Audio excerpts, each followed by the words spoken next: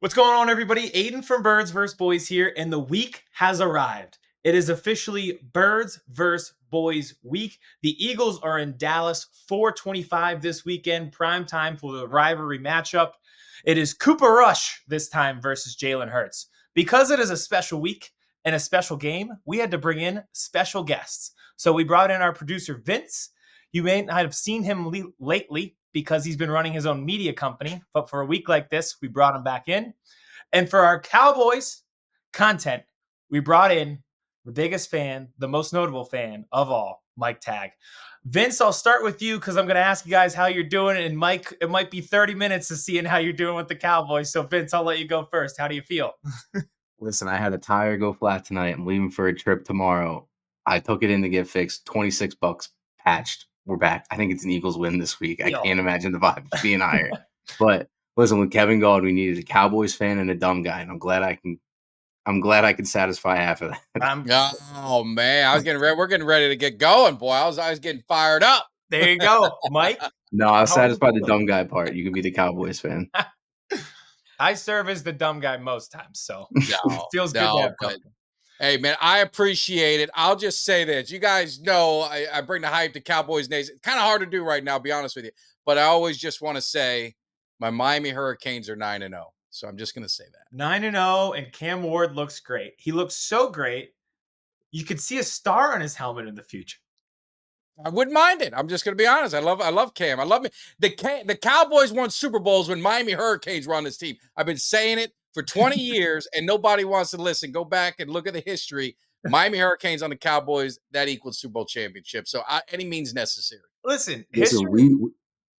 I was we bullied our front office into drafting everyone from one team, and it's going pretty well. So that's what I was going to say. History repeats itself. Miami was good. They invested in Miami football. Now they're good again. So draft them again. It's just a cycle, and it works. Yes, well, it definitely helped.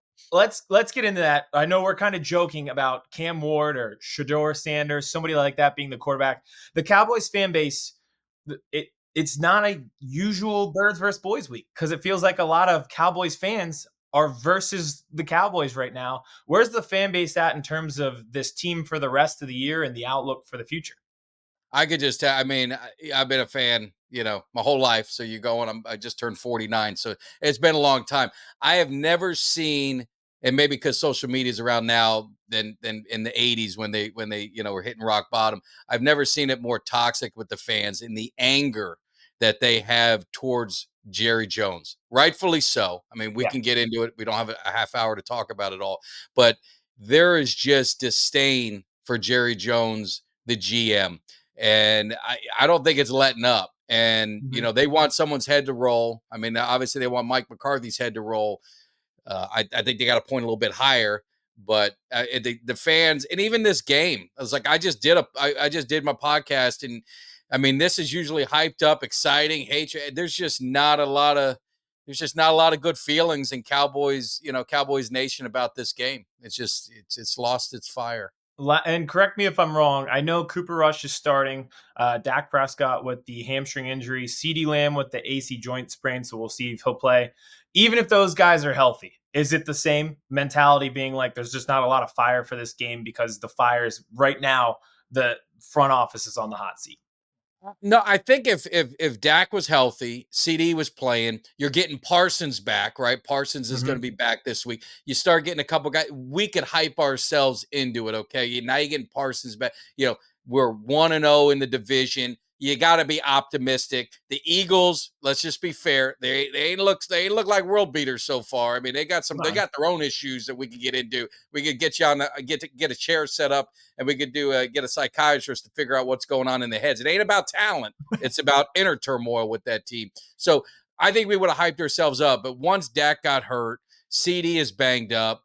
You're going to get Parsons back, but now Bland's not playing. There's just so much turmoil, and then everything's snowballing. It just seems like a lot of Cowboy fans just want this season to be over. It feels like that. Kind of felt that way from the start when they didn't spend money, and now the fans are kind of like, oh, this is exactly the product we expected with the level of effort that the front office put in the season. But given this game, Vince, This is usually the worst spot to be in as a Philadelphia fan because everything points to you being a heavy favorite. That is when we falter the most. Do you feel that way this week going into this game against a banged up Cowboys team? We're gonna make Cooper Rush so much money this week. He's gonna get a contract based off of this game alone. It's without a doubt. That being said, Cooper DeJean pick six that feeds families. I think That's one of those clips, whatever social media platform we use in 10 years, that's the one you go back to. My For You page sometimes is like Brian Dawkins highlights from 2004. Mhm. A Cowboys pick six Cooper DeJean. I'll be watching that for the next decade plus. We talk about it every year. My first real Eagles memory, but Eagles Cowboys memory specifically is the Lito Shepherd pick six. Yeah. And the hit on Reggie Bush in the playoff game against the Saints was just Mhm. crazy. Darren Woodson's pick six. That's not a memory for you guys. Not Roy quite. Williams had one. I think Roy Williams had one. We have some pick six memories with We you got some guys. pick six. My favorite is the Brandon Boykin, not a pick six, but the interception that sealed the division in 2013 is probably up there with one of my favorite ones. Yeah. Yeah. Yeah, Amari Cooper catch it. That was one of my favorites in overtime that beat you guys. That was Yeah. great. And luckily there was like nothing else that went wrong in the game for the Eagles. Like the officials were so good in that game. No controversial fumbles, no Oh, controversial here we calls. It go. was a nice, Here we clean go. game. Just a Here we shootout. Good old fashioned fun. The only thing I don't want you to do, you tell Saquon Barkley he won't get off this easy. Tell him don't slide before the first down. Don't slide when to make it 3rd and 5 instead of make it a little shorter because he didn't want to get hit.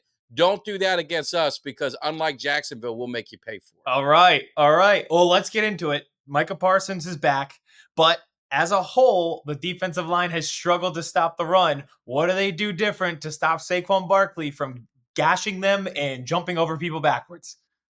It's good. They got their hands full. Let's be honest. Saquon Barkley, great pickup. I mean, I wish I can dog him, but it's really hard to. I mean, he's having a great year. The Cowboys' run defense has been it's been weird. Like, I mean, you Mhm. could look at the Falcons. I mean, the Falcons didn't run all over them. Now they ran, but it wasn't like it wasn't like the normal one we saw Derrick Henry and these other guys running all over them. I think for the Cowboys, hopefully Barkley's never beat them. Hopefully they can keep that the same. But they gotta just contain him the best they could and don't give him those huge chunk plays. Make them earn it. They're going to get their yards, but you just got to make them earn it and hit them every single time. And you're asking a lot, but that's their only prayer of hope of even trying to have some semblance of run stopping defense against what he's doing. Yeah, yeah. And he's never beaten them, and Nick Sirianni has never beaten the Cowboys in Dallas. So, again, I know that Cooper Rush is starting. It looks like the Cowboys are banged up. Sometimes you just have a weird feeling that this is not going to be the blowout that people think it is. Vince, am I And right? Like it just feels like that? I think just as Philly, we have this idea about backup quarterbacks that makes us nervous going into this game. But I don't know, we've just seen it too many times.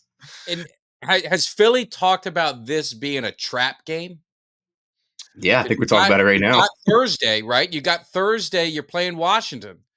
And, there's a lot on the line. That's for first place. And now you're playing Dallas. You got a short week against Washington Thursday, if my memory's right on your schedule.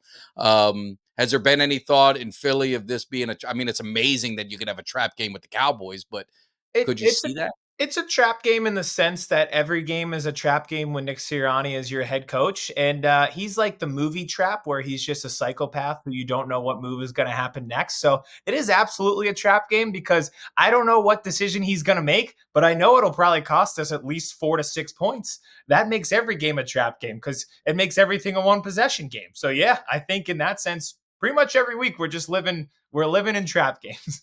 Well, then it'll be a wash because McCarthy's been good for that himself. So Yeah, I think we got it even right there. we got it. Yeah, the coaching matchup is hilarious. It's the Yeah. kind of like the Family Guy, like the chicken when he fights Peter Griffin. The entire thing, it's just like it just goes on forever, and it feels like it's been that way with our coaches. Where every week they're just doing something crazy. Um, I do have a serious point about that, where it's like this is the final test for Nick Sirianni because I understand aggressiveness. I think Cowboys fans would sometimes like Mike McCarthy to be more aggressive. Um, but aggression sometimes can lead to stupidity. And this is a classic case where you have more ammo and more firepower this week than the Cowboys. There's no point in being overly aggressive and possibly leaving points on the scoreboard. So, perfect example, play it out last week, end of the half. Instead of taking the extra point to go up 17-0, they try to go for two.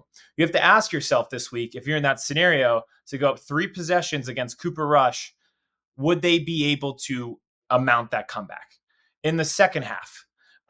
Like the same thing. If it's 4th and 5 from the 30 and your options are 47-yard field goal to go up 13 or go for it on 4th and 5, you have to ask yourself, are they able to force feed the ball to CeeDee Lamb enough to score 2 touchdowns and overcome you? It's just a classic, like, you can be aggressive, but don't create unnecessary risk because you're not reading the opponent the correct way. So this week, I think, is a good test for him. Yeah, and I would say, I don't know your guys' thoughts. Like, I don't even know if I'd throw a pass in the game. I mean, if I'm the Eagles, I am going to run the ball until they show that they can stop you, one time, because Yeah. there's just no reason. The only hope that the Cowboys would have is turnovers. Like if Parsons got a hold of, he's back, he gets a hold of Hurts, or something happens, like, Hurts, sometimes he makes that bad decision throw. The only way the Cowboys have a chance is if the Eagles just gift wrap them opportunities. So that's why I say they should be. If I'm the Eagles coach, I'm very conservative with my play calling, and I am just going to just attack and just grind out this game and slow it down and just wear that defense down that's depleted. Their defensive line is depleted, and you jump on them. The one thing the Cowboys aren't is mentally tough, and it'll be a wrap. I was going to say, and I do like that strategy. Say something nice about Nick Sirianni. A lot has been made of the players coming to him to talk to him about the offensive scheme and how to run it, and running more play action, running more under center. He listened, and now you're starting to see the results. The offense has been able to move the ball. So to your point, make sure that they can stop you running. Like, don't give it up. Don't get overly aggressive in the first quarter trying to throw the ball nonstop. Like, prove that they can stop you. So I totally agree. Just look like Navy and Army running that football on Sunday. That's all great, but lucky for you, Mike, the dumbest short Italian man on earth is standing on the other sideline, and he's probably gonna be like, you know what? They'll never see this coming. Let's throw 60 times. Yeah. What was the game you guys had where it's like, I think it might have been the first drive. They didn't even run the ball. I forgot there was, I mean, there's probably every game you guys do that where you have Barkley and he's dominant and then they just stop running the ball. It's like, what the hell are you thinking? You know what I Yeah, mean? to answer your question, which game that was, all of them, every single one. Pick any game from the last like 3 years. It's one Yeah. of those. Yeah. Was it week 2? Was it week 4? Was it week 6? Yes. The answer is, in fact, yes. Yeah. It does. I will say this about the Eagles offense: having AJ Brown back is huge. It looking like he's going to play. I think they're able to run the ball better with him, and this correlates kind of where the Bills traded for Amari Cooper, and everybody was like, "Oh, that'll help them throw the ball more." And they did this study, and they're like, "Actually, they got Amari Cooper because they wanted to run the ball so badly, but they couldn't because they didn't have any receivers that could separate. So they were just bringing guys into the box. They never got 2 high safety looks. People were in the box. So they were like, if we just get a good receiver, we can run the ball again." And having AJ Brown and Devontae Smith out there, you can never like stack the box on Saquon, which was the problem in New York because they have those 2 guys to take it over the top on you. Yeah. No, I mean, I agree. The receivers are going to be a problem. I mean, you're not going to have Bland. So you're going to have a rookie going up against one of the guys. You're going to have Diggs, who's having, he's not having a good year right now. I mean, obviously, coming off that injury, they always say it's a couple years to kind of get through it. He's has some, I guess he hears and listens to social media more than I think players probably should. But he's got some problems with that. So I don't know where his mental toughness and that dog mentality is with him, because he's hasn't had, a Diggs year that we've expected in years past. So our secondary is a problem, so Yeah. And along with this everything else. this might divert it and get me on a rant, but your thoughts on player podcasts, players on social media, Darius Slay and Michael Parsons joining forces for a podcast to recap games. How do you Yeah, feel? I mean, my thing on it is do what you want to do. It's your free time, but read the room. And I talked Yeah. about this tonight with Micah Parsons. Read the room. I mean, the team is bad. The team's not doing well. You're hurt.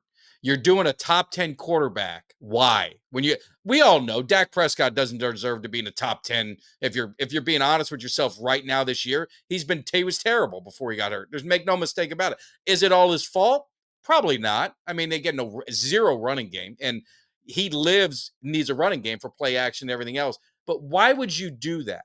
Well, why even open it up? Because Micah Parsons is a Dallas Cowboy, which means everything you say is going to be on ESPN, on all the shows. So you got to understand the optics. A guy in San Francisco, Fred Warner, whoever, he has a pocket. No one even knows. I mean, they don't even know he has a pocket. You're I going to know. genuinely did not You're know. going to understand what that is. You're with Barstool Sports. I think that's what Parsons with. They're going to retweet stuff like they did the Fat Lady Sing. He said, I didn't hear no fat lady sing. My buddy Kelly, he retweeted it with his own joke. I mean, it got like 2 million views. I mean, he's getting laughed at. And the problem is the Cowboy fans are so frustrated.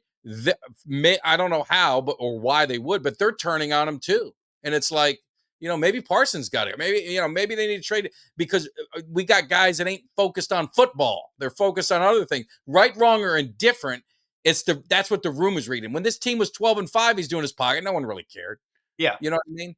So that I was gonna say that could sum up the entirety of like both of our teams right now. Is like if you just read the room, you'd be in a better spot. Like if the front office just read the room that they needed to spend money on certain positions and that they were going to be worse, they'd be fine. If our coach ever read the room on any decision making process, we're probably 7-1, win the Falcons game.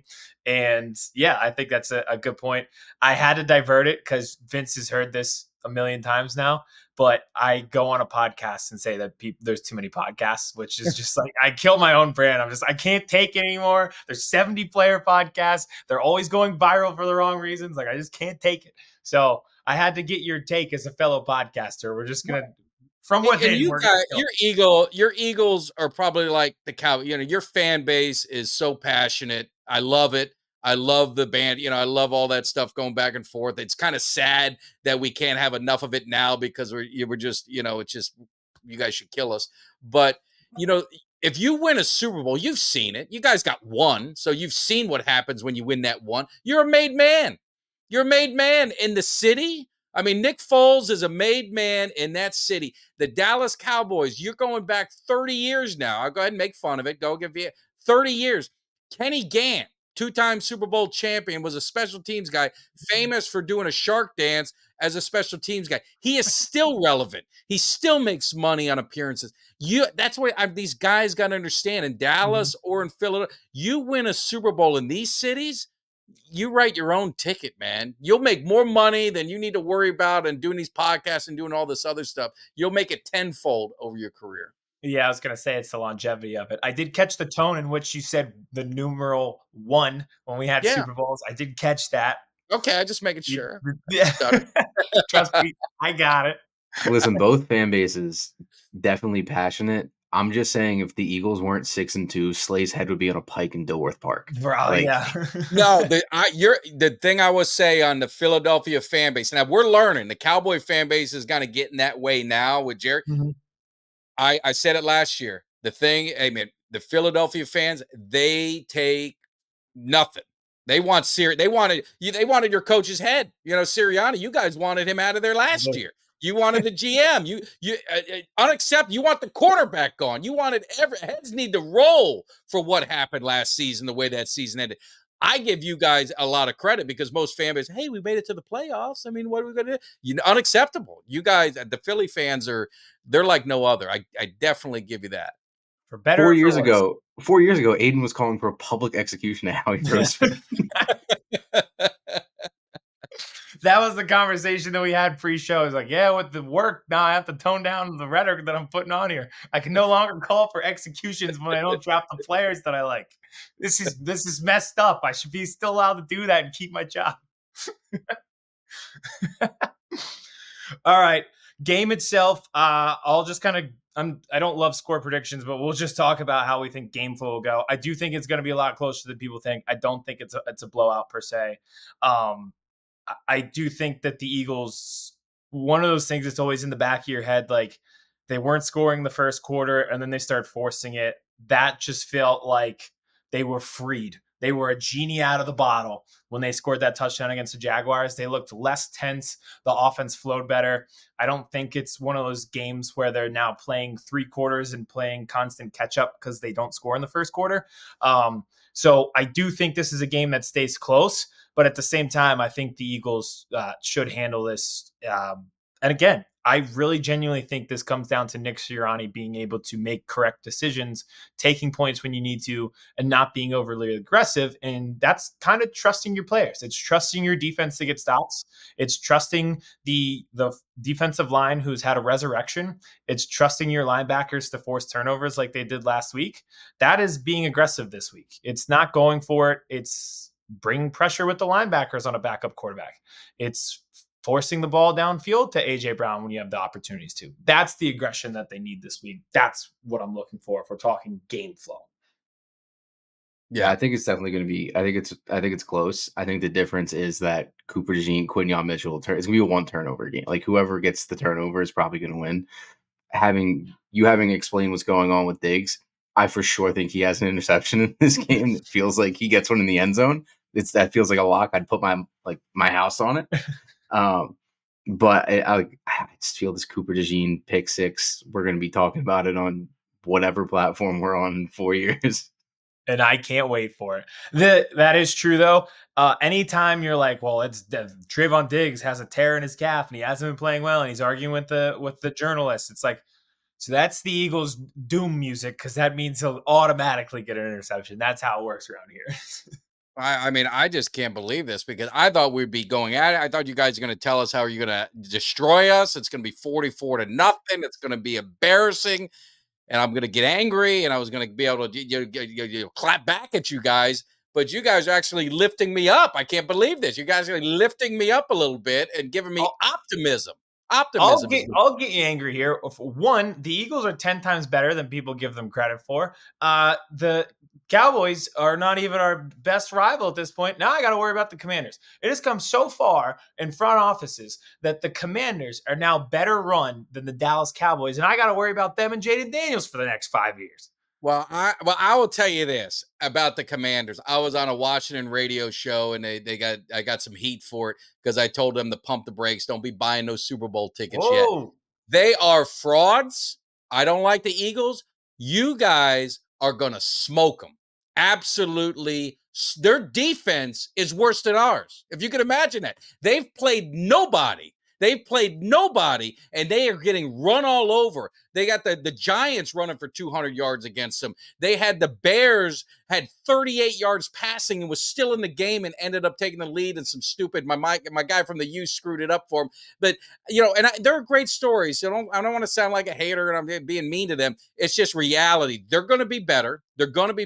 But these Washington people, they're sitting there saying, we want Dallas after the game. We're 3-5. I mean, we're still on their mind. That's the craziest thing with the Eagles. And it's what I said. It's what I was talking about last night. Maybe not you guys, but the one thing about Cowboys fans, we're battle tested. We got thick skin because we hear it everywhere we go. Eagle fans, Washington fans, skin's not so thick. Thin skin. And I promise you, and I'm saying this, and I'm going to talk about it tomorrow, and I want all your Eagle fans all around Philadelphia, wherever they are, because I promise you this, above all else, if the Cowboys pull off that upset on Sunday, I'm going to be more obnoxious, more overbearing, and you guys are going to have to learn to love it because you'll have no choice. You understand what I just said? If the Cowboys win, get off the podcast, get off social media, because the Cowboy fans are going to be relentless. If you beat us, so what? You beat us without Dak Prescott. We're always going to go back to that when you beat us because No. that's the only time you beat us. No, I don't want any built-in excuses. I'll have no excuses when this time I get to leave the voicemail. It's been 4 years of me leaving an Eagles game against Dallas and having a voicemail on my phone from Mike Tagg telling me everything wrong with my team. I am going to be vindicated Sunday at 8 o'clock when I get to leave the voicemail. And I won't bring up once the fact that your quarterback is a little dinged up with a hamstring or CD's shoulder hurts. I don't care. We're a better put together team, and I'm going to tell you 100 reasons why. That voicemail is going to be 12 minutes long. Well, I still got your number. My number hadn't changed, so we'll see what happens. But it's gonna be fun. But seriously, I told him I was hoping to meet him in the Philly. We got to get you guys down. We got to get you down to a game. We'll have a great weekend. I usually what I could do, and I'll do it for you guys, is I could usually trade 2 of my seats for 4 seats. So I do it. Usually I have a group that lets me do it once a year. So you guys ever want to get down to a game, we get down to a game, and it'll be a lot of fun. It'll be a lot of We would fun. love to do it. I think this is the perfect time now. We're getting a little older. We have money in the bank that we can actually travel. This is ironic. I was actually at the Dallas airport a few weeks ago. I was in Austin, had a connecting flight on the little SkyTrain. I Yeah. saw the stadium in the distance. It was about 4 o'clock. I got to see it live. The sun hitting the side of the stadium and absolutely Yeah, blinding Scoop. the place. I was like, oh my God, it's real. I couldn't It believe happened. It happened, but we're gonna be better. Like next year, we're gonna get regrouped. We'll get this medal thing right. But seriously, if it's not next year, the near future, I'd love to hang out with you guys for real. It's show. I'd love to show you the town that I don't live in, but I call home on on the weekends when I go to Cowboy games. And I've met a ton of Philly fans in Dallas. All kidding aside, we all have fun ribbing each other. I sit and talk with them all the time. I mean, they're good fans, passionate fans. You love that kind of stuff. We all have a bunch of idiots in our fan base, but I've never had any issues with Philadelphia fans at the games. Even though I won't go to Philadelphia, I'm still smart enough to do that. you can come. Don't worry. You'd be accepted here. It's getting a little better. Is it Uh, better because you guys are, you got the new stadium now? It's not the vet. You got that one. It's not like you don't have it's the different. guys with the seven. Yeah, Was it it's 700 Club? What was it? 700 Club? 700 club, 700 level. Yeah, we don't Yeah. have the jail in the stadium anymore. It's a little bit different, but yeah, we would definitely come down to Dallas. You give me a beer and a lawn chair, I'm fine. I will say this before we get you out of here. I want you to shout out everything, but first, you made that comment about the Commanders. I've worked with Vince for 5 years. When he knows he has a clip coming that's going to go viral. He has a glisten in his eyes. He's engaged. I don't know if he's going to have that same glisten when his bride walks down the aisle, the way he does when he knows that he has a clip that's about to go viral. And what you said about the Commanders and how we're going to smoke them, he lit up. It was like love at first sight when he saw that. Well, I do believe it. I honestly, I truly believe it. And I'll get, if it doesn't happen, the guys are already waiting. They told me they want a piece of me when, if that doesn't happen. But I believe you guys are going to smoke them for real. Listen, as a Sixers fan, I can tell you a Josh Harris owned team will lose in the divisional round. That is true. I promise. Yeah, that is absolutely true. They got to be careful what they wish for with him being the owner. All right, guys, this was a great Birds versus Boys show. I know the light has dimmed a little bit in the rivalry just because we have to deal with our own issues before we can look externally, but it's still fun to reconnect. We definitely want to get down to a game. Before we go, Mike, if you want to shout out, I know you got your own podcast. You're doing radio hits now. You're going big time on us. So shout out everywhere we can find you. No, I appreciate it, guys. And I love being on your show. Love watching your show. You guys do great stuff. So you can find me, Cowboys Cave, on YouTube. We do a lot of live shows. Off season, we have a lot of great player interviews. I've been searching for Eagles. The closest Eagle I've been able to get, because as soon as I say Cowboys, I can't say, and they hang up on me. They all refuse to do it. I had Ian Beckles was my only Eagle I could do. That's because he's from Tampa. But I'm going to see Ricky Waters, I think, this weekend or in a couple of weeks. He's going to be in Tampa. I'm going to try and get his ass on the show. But you guys can check it out. Follow me on all social media platforms, MTAG1993. But I definitely appreciate it. And we'll have to, hopefully, we can get on a show, get this rivalry back, because I love being on with you guys, especially during these games. Oh, you'll be hearing about the rivalry when I leave you that voicemail about 8 o'clock Eastern after a bird. Yeah, the difference is you're not leaving a voicemail because I'm not a coward. I'll pick it up and we'll handle it. And I'll tell you, I will concede if you do it. I'm not going to chuck you the voicemail like you did to me. No. This will be a FaceTime. You're going to see the fire in my eyes. If we win by 20, 30 points, there will be no excuses. Face to face. Oh, I'll be waiting. I'll be waiting. All right. I appreciate you guys hopping on. For Birds vs. Boys, we'll be live after the game doing the recap of it. Maybe we'll have Mike on. He'll have to answer to everything that happened in that game if it goes well for the Eagles. But I appreciate everybody listening, everybody who's subscribed on YouTube, everyone who's been following our lives on TikTok. It's been phenomenal. And today was a great show. So I appreciate you both. And we'll see how it goes Sunday. Big game. Chris Hansen here, and I'm going to need you all to take a seat right over there and check out Birds versus Boys. I think you're completely right here, and I hate it. Yep. Hey, idiots. Stop doing dumb things. I got 2 phones. Upside alert. Upside alert. I might go insane. I think you're already there. There's no hope. Hope is gone. If this was an AFC North podcast, we'd be done in 15 minutes. Bob Hope. I'm going to drink bleach. That it? Be the team you promised me you were going to be this year! This is the Consciously Hopeful podcast. I'll be watching.